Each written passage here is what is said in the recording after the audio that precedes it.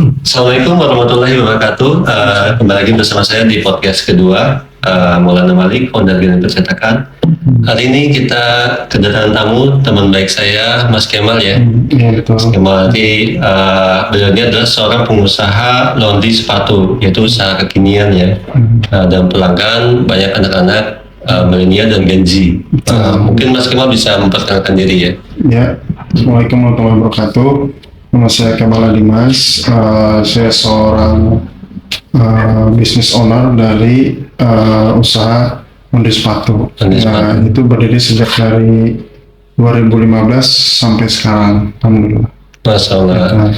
Yang menariknya teman-teman, saya sudah lama kenal. Kalau tahun berapa kita ya waktu itu ya? Kita kenal 2017-an ya, 2017 sebelum pandemi. Iya, sebelum pandemi. Jadi menariknya itu teman-teman, beliau ini memulai usahanya dari rumah. Betul. Dari rumah, Masya Allah. Itu dari rumah dan menggunakan media ini ya, media sosial ya. Iya, waktu itu WhatsApp atau apa? Waktu itu Instagram, Mas. Instagram ya. Iya, Instagram. Belum ada TikTok waktu itu ya. Belum. Nah. Mungkin ada kali ya, tapi namanya tahu TikTok apa? TikTok itu kan sebelumnya namanya bukan TikTok. Oh, belum TikTok, ada, tapi belum familiar di sini ya. Betul. Iya, saya baru tahu TikTok itu 2020 Mas Kemal. Ya sama. 2020 juga ya. Ya. Jadi Mas Kemal ini memulai usahanya dari ini rumah dan sekarang ada berapa cabang Mas? Alhamdulillah baru ada 4. Masalah. Dan salah satu cabangnya ada di sekarang baru kita buka di Banjarbaru. Kota tetangga. Masya Allah. Ini beliau karyawannya juga banyak generasi Gen Z ya. Iya, Gen Z ya. Ya, salah satu yang megang di Banjarbaru itu didikan beliau dari sini ya. Iya, dari sini dari 2019 kan jadi kepala cabang di Banjarbaru. Ya, betul sekali. Ya teman-teman, mudah-mudahan nanti kita bisa ngorek sedikit-sedikit ya informasi dari pengusaha muda kita, Mas Kemal. Apa sih tips-tips beliau untuk bisa merintis bisnis dari kecil dan tetap terus bertumbuh ya? Sekarang 4 cabang dan berikutnya ada impian sampai berapa cabang Mas? Maunya di setiap kota besar sih Mas. Masya Allah ya. Kayaknya planning kita ini Bismillah mudah-mudahan kita mau buka di Jakarta. Masya Allah, tahun berapa itu? Ada dekat-dekat inilah. Masya Allah. Paling dekat ini Jakarta tadi ya? Iya, planningnya kita mau coba sekarang kan IKN belum jadi. Sebenarnya kalau IKN sudah jadi kita pengen buka di sana. Tapi karena ya ibu kota aja tuh masih di Jakarta, Pulau Jawa. Ya kita ada kemungkinan karena melihat situasi usaha itu kan rata-rata kalau sudah ada di nasional, insya Allah untuk ke daerah tuh lebih mudah gitu. Kayaknya sih kita lihat ya. Jadi kita pengen challenge diri, challenge tim buat kita coba nih dari daerah untuk ke ibu kota. Iya. Kepikiran nggak teman-teman Genji? Mas Kemal waktu itu 2017 memulai dari rumah ya? Dari kamar. Sekarang punya impian mau ke Jakarta gitu. Nah biasa itu kalau di zaman itu kepikiran untuk beli mesin aja katanya ini ya diketawain ya. Diketawain sama kita cerita ke teman bahwa nanti kita pengen usaha ini ada mesin yang khusus dari Italia itu kan dengan harga yang tidak murah. Mungkin sampai sekarang pun sepertinya ya untuk di Kalimantan aja kayaknya kita hanya yang pakai loh. Paling canggih ya? Iya, Alhamdulillah ya. Jadi ini pun mungkin masih ada yang meragukan ya mau buka di cabang di Jakarta ya? Iya. Nanti kalau sudah buka cabang di Jakarta kita undang lagi beliau. Iya, sama. Jadi tetap karena impi yang tinggi ya? Iya, impi kita berusaha gini sih melawan kemustahilan lah kalau Jadi usaha yang kecil itu ternyata kalau kita seriusin, kita belajar terus, pengembangan diri, belajar tentang bisnis, insya Allah ya kalau kita tekuni pasti berkembang gitu. Sama kayak saya dulu kan waktu ketemu Mas Maulana kita masih pakai motor kesana kemari keliling-keliling bercerita soal masa depan kita nanti bakal begini dan begitu. Padahal saat itu kalau kita mikir keadaan saat itu yang nggak ada ya. Nggak ada, iya. Tapi alhamdulillah berjalannya waktu sampai dengan sekarang sekitar berapa tahun sudah 2024 7 tahunan ya. Ya alhamdulillah kita terbukti Allah kasih jalan lah buat tiba-tiba bisa buka cabang. Terus ada sebagian mitra-mitra juga yang mau berbisnis sama kita, alhamdulillah kan. Nah itu, dan kita dipertemukan mitra yang sevisi juga sama kita. Sevisi, Mas. Iya gitu.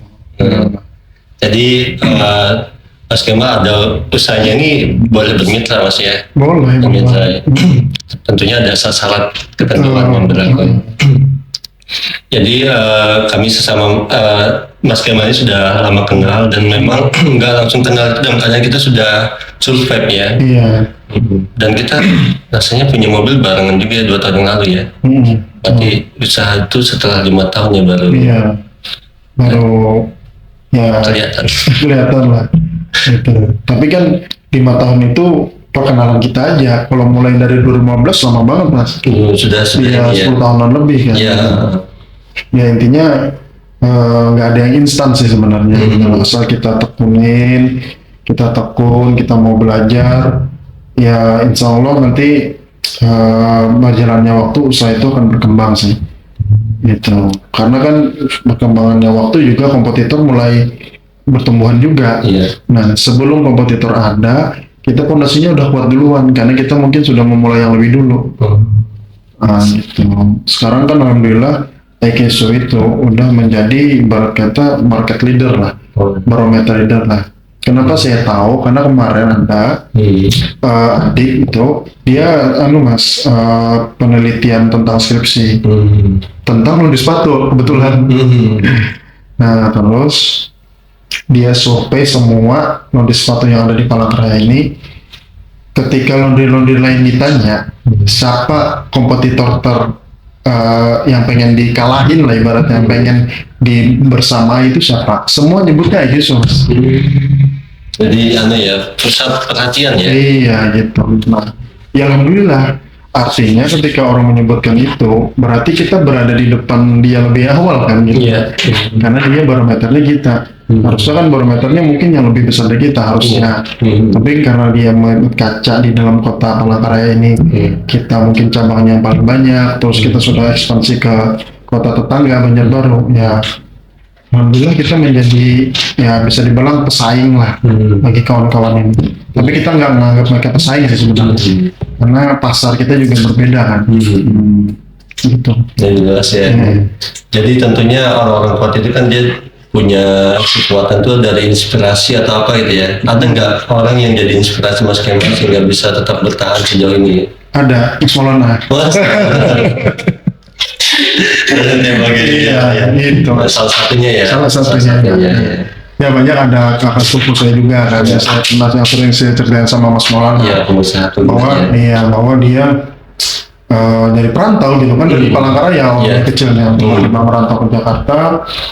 Alhamdulillah sekarang sudah sukses. Nah banyak belajar dari beliau juga tentang leadership, tentang sistem bisnis, tentang cara mengukur kapasitas kita. Ya alhamdulillah dengan kita belajar sungguh-sungguh dengan praktisi bisnis langsung ya, yang memang dia menjalankan bisnis itu, ya alhamdulillah kita ada insight ilmu baru gitu Mas. Gitu. Tentunya orang itu nggak hebat langsung gitu ya. Berarti ada orang di belakangnya seperti mentor dari ya. Betul. Dan saya tahu mentornya Mas Kemal ini nggak kacang-kacang gitu. Punya ratusan karyawan ya. Iya punya ratusan karyawan, punya puluhan cabang juga. Puluhan cabang di Indonesia ya. Iya betul. Ya teman-teman, kita tuh butuh support system di belakang ini. Betul sekali. Ya, maupun kita mulai dari kecil, tentunya kita membuka diri ya Mas Kemal ya. Betul, membuka diri untuk mau diberi masukan lah. Ya saya paling senang tuh kritik pedas Mas. Kritik pedas ya. Karena kalau orang muji-muji itu kita nggak butuh itu sebenarnya. Karena orang muji kita tuh nggak buat kita berkembang. Tapi ketika orang melihat kelemahan kita, di situ kita jadi belajar. Nah kelemahan kita ini jadi kita perbaiki kan. Kadang kan kelemahan kita ini kita nggak sadar Mas. Nah gitu. Makanya terutama jujur saya gitu masalahnya. Saya kalau dihina, dikecilkan, nah itu saya senang. Iya, karena dari situ kita membara Mas. Wah, bagus kamu ngasih tahu kelemahan kita. Jadi kita perbaiki. Gitu. Nah, begitu. Jadi akhirnya kita berkembang, jadi yang melihat sudut pandang orang nggak bagus, atau kita lihat memang benar nggak bagus, kita perbaiki. Nah, jadi itu yang membuat alhamdulillah kita berkembang lah. Ya, Genji, sahabat Genji, salah satu mental dari pengusaha itu adalah ini ya, nggak baper ya. Nah, betul. Tadi dijelaskan sama teman kita Mas Kemal, beliau kena kritik bukannya tumbang, malah bangkit. Senang, senang Mas. Jadi dari kritikan, dari hinaan itu kita jadi gimana? Pengen buktikan. Iya, pengen buktikan kita jadinya gitu. Tapi kalau orang muji ya kita biasa aja. Kemudian tuh apa sih kan? Maksudnya ya biasa aja. Itu paling senyum aja kita. Tapi nggak merubah keadaan. Nah, tapi kalau kritik itu kita terima dan kita telaah, oh iya nih benar nih kita ada kurangnya sini, kita perbaiki, itu akan mulai perubahan kita menjadi lebih baik. Iya, masalah.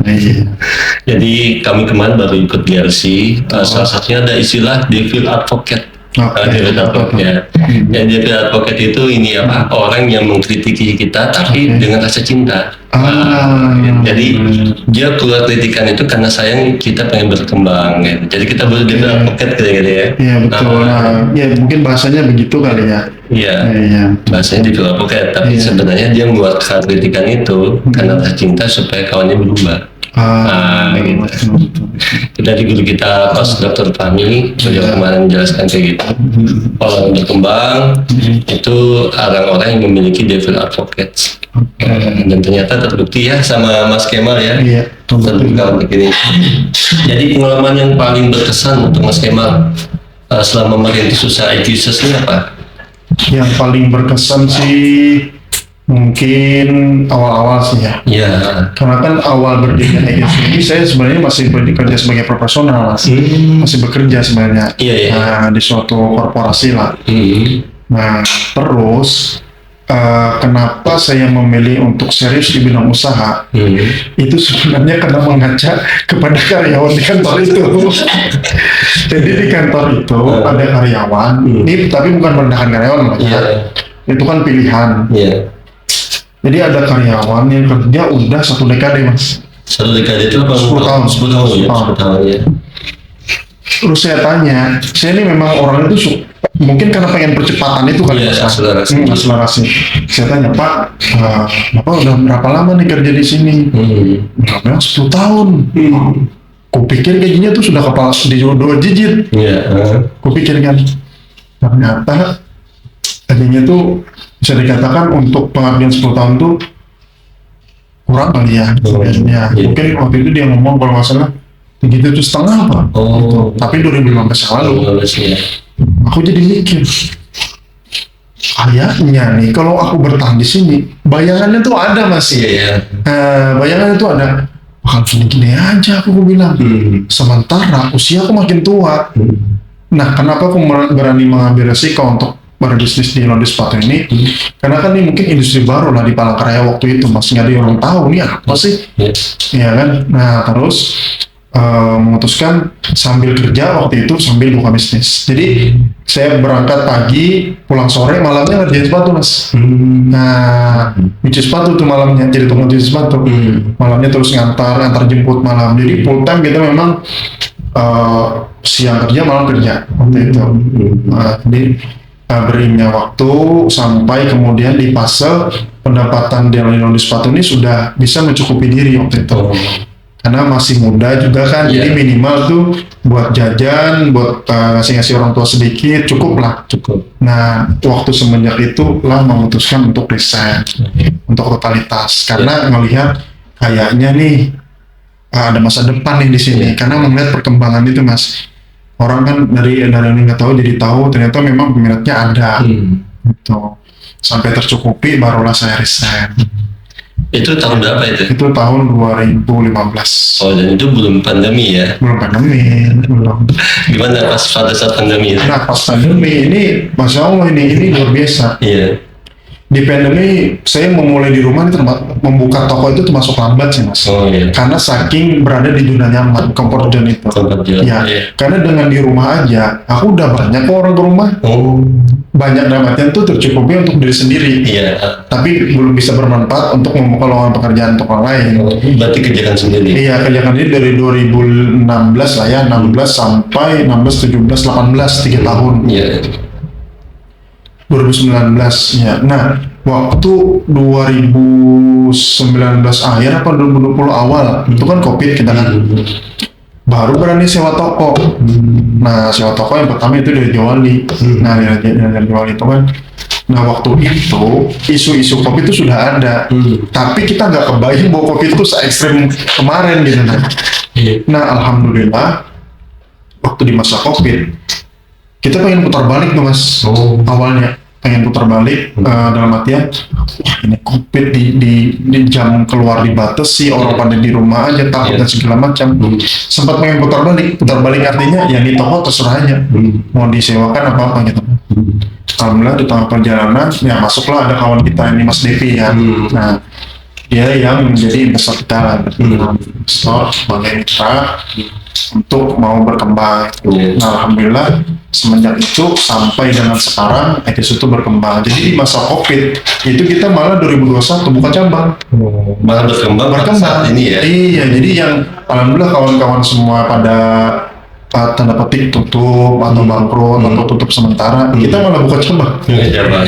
Oh jadi dari tahun 2021 ya yang baru mulai buka cabang secara offline ya? Iya betul, dari 2021 kita buka di cabang kedua, 2022 buka cabang ketiga, nah di 2024 baru kita buka cabang yang keempat. Yang keempat yang di Banjarbaru itu. Betul. Jadi Mas Kemal pada saat pandemi, pada saat orang pada saat terpuruk, Mas Kemal malah membuka cabang. Iya, membuka cabang. Bisa dibagikan nggak tipsnya bisa betul di saat yang terpuruk gitu? Jadi tipsnya itu sebenarnya ya berdasarkan data juga sih mas. Iya. Waktu itu kan kenapa kita bisa bertumbuh? Alhamdulillah kita itu punya data konsumen. Itu kita punya data konsumen yang orang-orang tanda petik menengah lah ya. Yang mereka ini waktu pada saat Covid itu luar biasa ini mas, luar biasa apa namanya ketakutan. Sampai kita nggak ngasulah jadi semprot dulu. Dulu kan gitu kan. Nah jadi kan kita ngasuh aja disemprot dulu uang kita sampai segitunya mas. Iya. Nah dari semenjak itu adalah kita mengkampanyekan yang berita beredar bahwa di sepatu kotor itu ada sekitar 1000-an atau 2000 bakteri gitu mas. Menakutkan beritanya. Itu bukan kita yang bikin berita itu. Memang media online yang bikin. Nah, aku kepikiran tiba-tiba oh kalau gitu yang kita kampanyekan adalah kebersihan. Jadi akhirnya kita kampanyekan terus di sosmed kita tuh. Nah mungkin pelanggan kita atau follower kita itu merasa sepatunya nih ada bakteri nih gitu. Untuk Covid itu kan sangat takut kita kan. Nah semenjak itu mulai orang-orang yang awalnya nggak kepikiran tentang sepatu itu, tiba-tiba dia tetap mau nge-spend uang buat ngelondri sepatunya, cuci sepatunya. Lebih dalam mengedukasi konsumen. Iya, kita edukasi bahwa setiap sepatu ini. Terus kita beri solusi bahwa kita bukan hanya soal kebersihan aja, kita ada treatment namanya ozonizer dan disinfektan itu. Jadi selain bersih, sepatunya hilang dari bakteri ceritanya. Gitu. Jadi Mas Kemal punya inovasi dari segi ini ya, customer tadi ya. Betul. Punya database, terus juga mengedukasi customer. Betul. Dan follow up-nya tentunya. Iya, betul. Follow up ke cabang tadi. Betul. Nah kalau Mas Kemal ini ada nggak bisa ngasih motivasi kepada kawan-kawan? Tadi kan terinspirasinya semenjak dari jadi karyawan sudah terinspirasi untuk buka usaha ya. Betul sekali. Inspirasi untuk Gen Z, bagaimana supaya mereka berapa lama waktu kerja 3 tahun. 3 tahun ya, jadi nggak kerja setahun 2 tahun ya, memang berarti betah juga ya kerja ya? Saya memang waktu awal bekerja itu Mas, memang niatnya tuh bukan hanya mencari gaji. Ini aku ada di perusahaan ini, aku belajar. Jujur perusahaan waktu aku bekerja itu banyak banget ilmu yang aku dapat Mas. Contoh cara memanajerial stok, terus cara memfollow up konsumen, terus cara untuk mencapai target tuh gimana, cara sales tuh kerjaannya apa aja, nah terus cara keuangan gimana. Jadi semua tuh teman-teman dulu kita ada bendahara kita tuh setiap berapa 2 hari sekali apa berapa gitu ke bank. Terus Pak apa aja sih Pak persiapan buat itu? Jadi beliau bilang pengeluaran harus dicatat semua. Jadi terstruktur benar Mas. Nah terus kebutuhan kita apa nanti dicocokkan dengan penjualan kita. Jadi akhirnya semua itu menjadi pelajaran ketika kita membuka usaha kita lakukan seperti itu Mas. Berarti bekerja bukan sekedar bekerja tapi juga belajar. Iya, dia memang niatnya adalah bekerja itu belajar. Bekerja itu belajar. Iya bekerja karena kita masih muda, kita nggak ada tanggungan dan dengan. Ya kalau anak muda ini ya uang cukup jajan juga happy kan? Happy ya? Iya happy. Nah gitu, jadi memang banyak selama 3 tahun saya bekerja itu saya belajar gimana cara kebetulan memanage orang nih, karakter orang tuh kayak gini, yang satu karakter gini. Nah, itu sih. Dengan sekarang punya belasan karyawan, ilmu tadi kepake ya? Oh kepake banget. Gitu. Ya teman-teman Genji, semangat untuk terus ini cari kerjaan ya. Betul. Terus nanti kalau misalnya punya keinginan untuk berwirausaha di tempat kerja juga harus kita jadikan tempat kita belajar. Membangun nanti. Betul, belajar. Karena kalau kita hanya orientasinya uang biasanya, kita nggak mau bergerak, nggak mau bertindak kalau nggak lihat ada uangnya Mas. Gitu. Nah. Alangkah baiknya ini saran ya buat Kenji, nggak ada sukses itu yang instan, itu yang harus kita pahami. Jangan terpengaruh dari sosmed, kita lihat orang flexing, itu belum tentu dari hasil uang yang benar-benar hasil kerja keras dia kan, bisa jadi dari hal-hal yang negatif gitu Mas.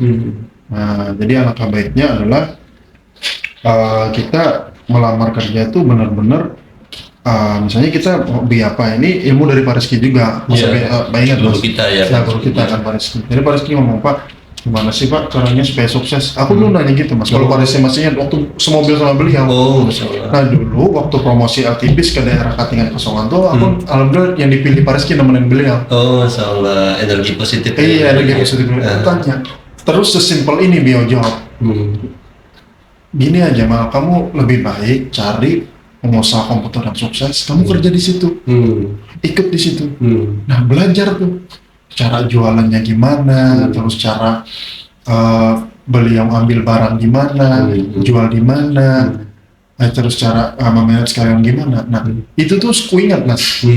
Nah alhamdulillah dari beliau tuh memang ilmu tuh paling benar dah. Cara kita belajar adalah kita ngikuti orang yang sudah sukses. Iya, tempel aja orang itu terus. Iya, tempel aja terus. Nah, insya Allah nanti kebiasaan habit dia itu akan ke bawah di kita. Iya, di kita.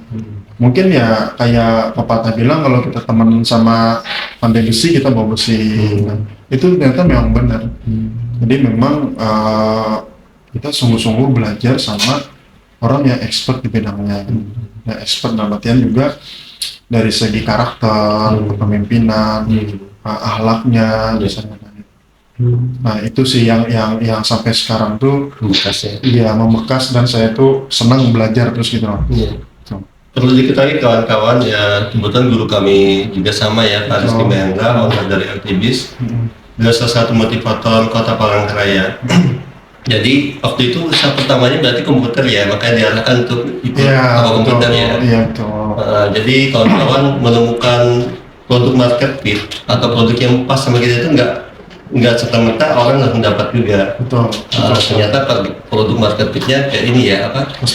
Ke suatu. Iya, awalnya kan memang komputer, karena mungkin belajarnya dulu pilih komputer. Komputer ya. Jadi kita melihat itu muka servis komputer. Jadi dulu dari warnet ke warnet, dari rumah ke rumah.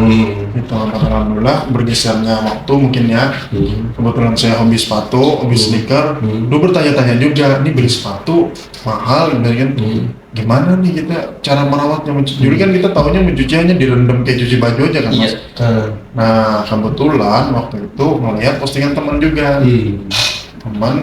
Kebetulan teman ini teman di Twitter sih dulu. Jadi dia ini bekerja di salah satu store baju lah gitu kan, di Jogja. Terus lihat postingannya, kok ada sepatu before after, ini diapain? Gue bilang. Nah, ternyata dicuci, dia bilang.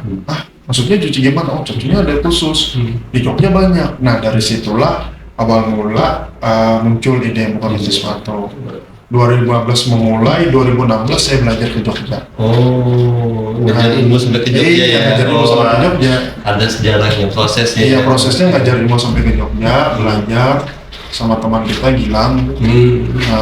Gilang.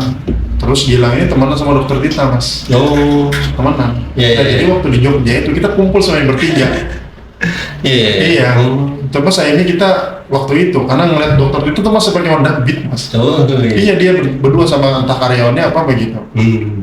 Nah, terus ya mereka ngobrol, ada urusan bisnis lah mereka berdua kan. Tapi aku nggak ikut di situ, aku cuma diem nunggu dokter Tita ngobrol selesai sama Gilang, baru aku ngobrol sama Gilang. Tapi dokter Tita nggak seperti sekarang. Iya, sudah terkenal ya.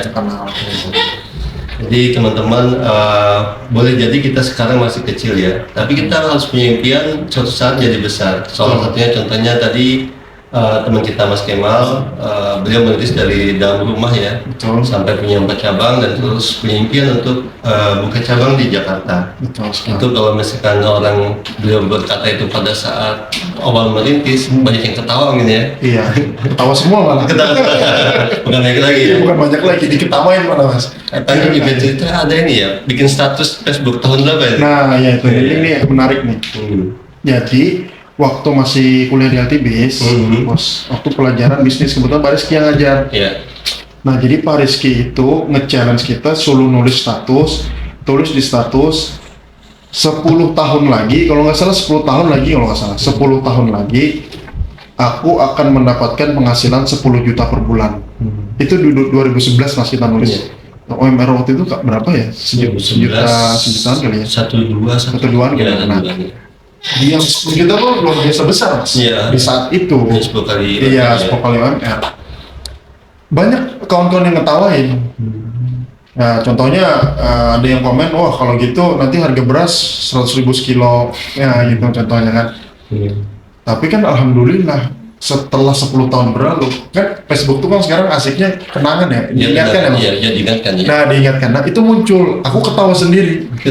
Iya, alhamdulillah terjadi gitu loh, itu tuh.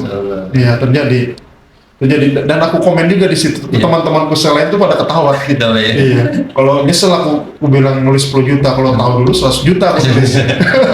Karena kayak yang pada saat itu masih mahasiswa ya? Iya, mahasiswa dan nggak berpenghasilan. Iya. Dan saat itu mungkin 10 juta gajinya para apa kali 2011 manajer kali ya. Iya, manajer. Nah, gitu. Ya alhamdulillah sih.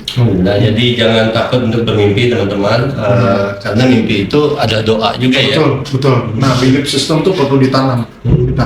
Aku bisa, aku mampu, aku harus belajar. Itu akan membawa alam bawah sadar kita buat berubah, Mas. Memang belief system tuh gitu. Jadi aku percaya kenapa? Karena terjadi di aku, Mas. Contoh yang cabang Banjarbaru ini kan. Cabang Banjarbaru ini adalah 2023, kita ngomong tuh tim inti sama manajer dan lain-lain.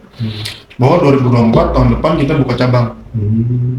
Nanti cabangnya begini, konsepnya begini dan begitu. Padahal waktu itu uangnya juga nggak ada. Yang kita datang kasih solusi itu ya? Iya, sebelum Dery. itu ya. Sebelum ketemu Mas Dery sebelum. Tapi itu sudah ada planning, itu udah pembicaraan sudah berlangsung, Mas. Berlangsung ya? Iya, bahwa kita bakal buka cabang itu sudah berlangsung pembicaraan itu. Iya. Dan artinya kesampaian tahun 2024 ya? Iya, alhamdulillah 2024, alhamdulillah kita buka cabang gitu misalnya.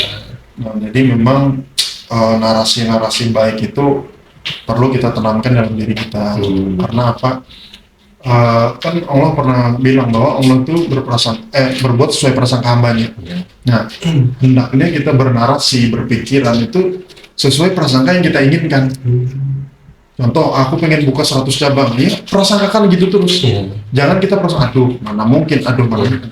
Kalau kita ada alam bawah sadar kita gitu ya tidak terjadi. Nah, kalau kita prasangka baik. Iya, prasangka baik, belief system kita. Selain ikhtiar juga belief system kita juga harus diperbaiki. Nah, bahwa kita mampu, kita bisa, nah kita bakal buka cabang, bakal dapat mitra yang sevisi dengan kita. Dan itu terjadi, Mas. Terjadi di aku, alhamdulillah. Ya contoh kan kayak aku pengen dulu waktu cita-cita mungkin lagi SD kali ya, sampai sekarang alhamdulillah masih ingat. Dulu waktu kawan-kawan semua nulis cita-cita jadi pilot, jadi polisi, tentara, kita beda sendiri, Mas. Kita jadi pengusaha. Iya. Tapi pengusaha aja nulis. Salahnya nggak ditulis, suksesnya belakang.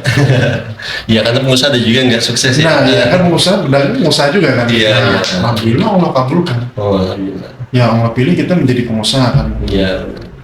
Nah, jadi memang narasi yang baik itu perlu memang kita selalu tanamkan dalam pikiran kita. Gitu. Contoh kayak ada kejadian kan, misalnya kayak kita berangkat pakai motor, terus kita lupa bawa dompet SIM. Nah, kita kepikiran, aduh jangan-jangan nanti ada polisi nih. Jangan-jangan. Beneran ternyata ada polisi. Iya. Ya kan, itu rata-rata mungkin pernah kejadian di kita, Mas. Jadi menarik kan ya, Mas, menarik apa yang kita pikirkan ya. Iya, menarik apa yang kita pikirkan gitu. Jadi dari pelajaran itu kita berpikir bahwa kalau gini caranya kita rubah narasinya. Nah, narasinya yang kita rubah bahwa kita bisa, kita mampu. Kita mau, jangan malas. Aku nggak suka sama rasa malas. Aku pengen sukses. Sangat bermanfaat sekali untuk Gen Z ya. Betul, sangat sahabat Gen Z. Terima kasih banget ini sama teman kita Mas Kemal menyediakan waktunya untuk berbagi. Mudah-mudahan nanti kita ada waktu berikutnya lagi ya, karena beliau waktunya sangat padat ini. Jadi beliau sediakan waktu untuk berbagi ke kita. Mungkin ada closing statement ya dari Mas Kemal untuk sahabat Gen Z, supaya bisa keluar dari zona nyaman lah. Mungkin closing statementnya adalah, ini saya selalu ingat ucapannya Pak Dato Sri Tahir. Ya, podcast beliau yang sama Pak Hermanto Tanoko itu selalu saya putar-putar. Kalau saya lagi pengen putur, saya putar. Kata beliau, orang yang paling rendah itu di dunia ini, dalam dunia kerja itu adalah orang Barat. Kaget kita. Sementara kita bekerja sama orang Barat. Kenapa beliau bilang? Karena orang-orang Barat adalah by hobi, Mas. Wah, beliau bilang, do yourself. Jadi dirimu sendiri. Nggak bisa. Kembali ke kata-kata sampai yang tadi, komitmen adalah mau melakukan sesuatu yang baik disukai atau tidak disukai. Betul sekali. Itu yang beliau bilang. Orang tuh yang paling atas adalah dia berkomitmen. Komitmen adalah suka nggak suka, do the best. Kita lakukan yang terbaik. Karena apa? Karena kita ada tanggung jawab, Mas. Apalagi kayak kita sudah berkeluarga kan, kita ada anak, ada istri, ada saudara mungkin, yang memang perlu kita bantu. Siap. Ya kalau nggak kita paksa komitmen tadi, do the best, ya nggak bakal terjadi, Mas, perubahan dalam hidup kita. Siap. Betul. Nah, jadi kata beliau, siapa yang bisa merubah kehidupan dunia ini adalah orang yang punya visi misi yang hanya bisa merubah kehidupan dunia. Maksudnya dunia dia sendiri lah. Dia sendiri ya. Iya. Dunia Gen Z ya. Iya, Gen Z. Terima kasih Mas Kemal, tamu kita yang sangat istimewa. Terima kasih yang meneliti saya dari rumah sampai penyambat cabang dan bercita-cita menjadi satu cabang. Insyaallah kita doakan semoga cita-citanya segera terwujud. Amin. Dan nanti bisa kita undang lagi. Siap. Jadi pesan beliau adalah kita harus berkomitmen. Komitmen kita adalah menjadi Gen Z yang berkualitas. Salam Genji berkualitas.